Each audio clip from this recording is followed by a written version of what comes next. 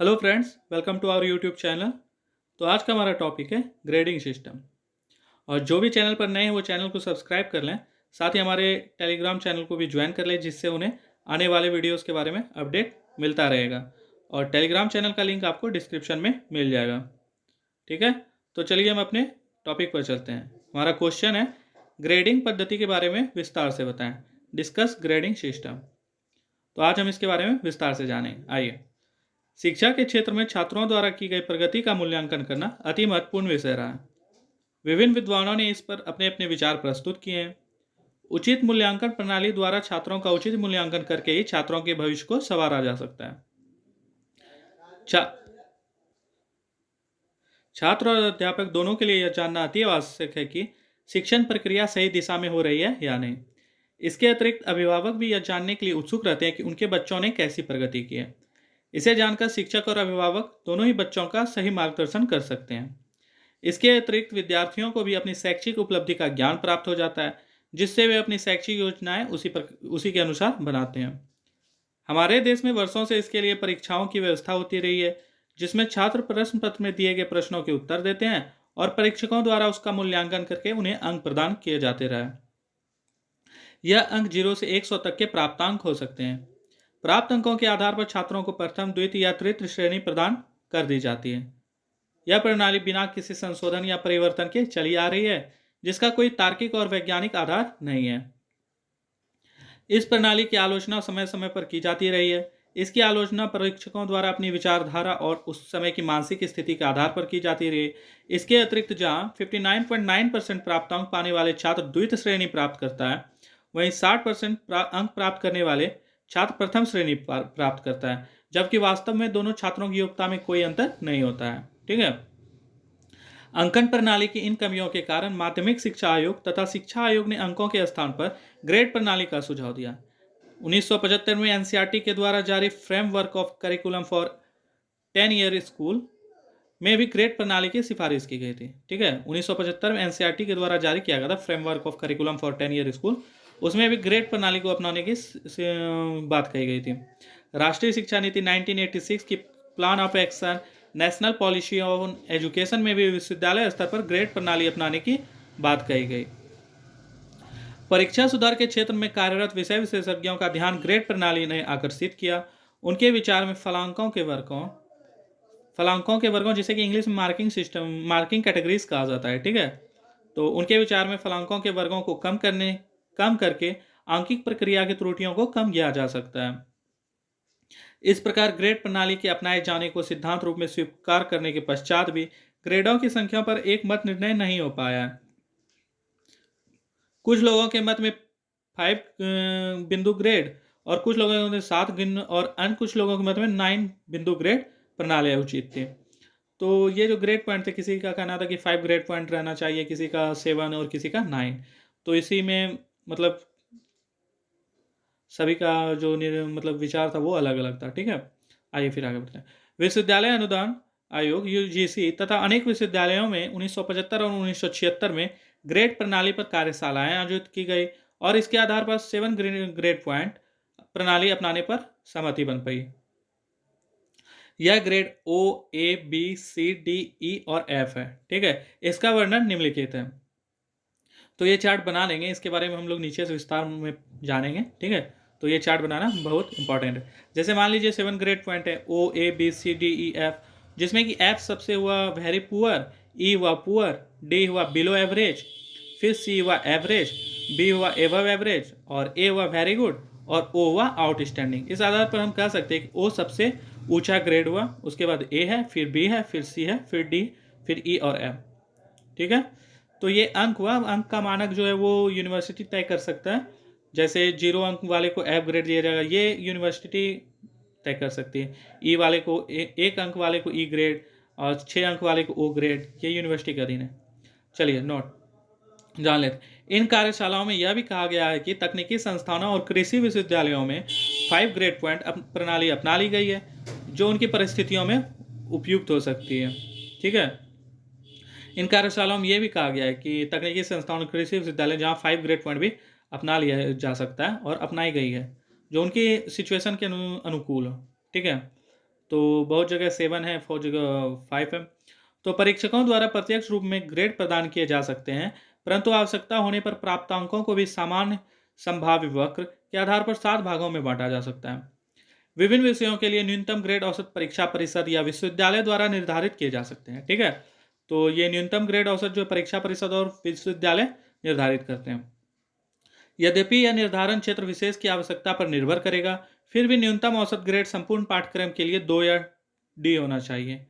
यदि किसी छात्र का औसत ग्रेड एक विषय में डी से कम तथा अन्य विषयों में डी से उत्तम हो, तो उसे अगली कक्षा में इस शर्त के साथ भेज देना चाहिए कि वह उस विषय को अगले वर्ष उत्तीर्ण कर लेगा। तो ये एक इस ग्रेड पॉइंट सिस्टम का ये सबसे अच्छा बात था। ग्रेड प्रणाली में परीक्षक छात्रों के प्रश्नवार उत्तरों को सीधे सीधे ग्रेड देकर मूल्यांकन कर सकेंगे तथा संपूर्ण उत्तर पुस्तिका के लिए औसत ग्रेड ज्ञात कर लिया जाएगा।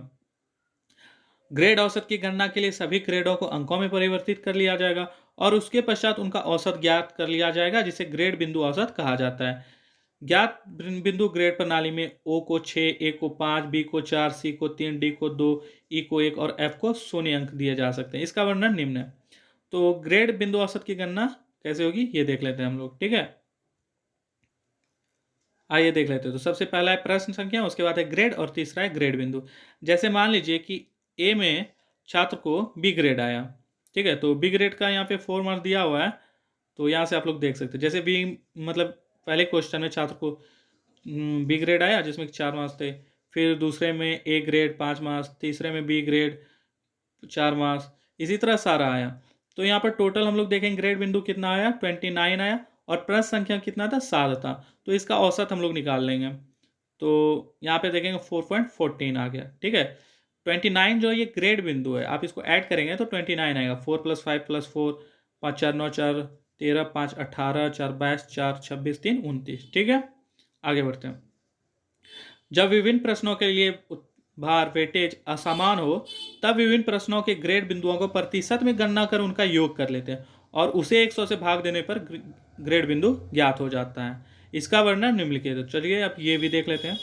भिन्न भिन्न भार वाले प्रश्नों का ग्रेड बिंदु औसत।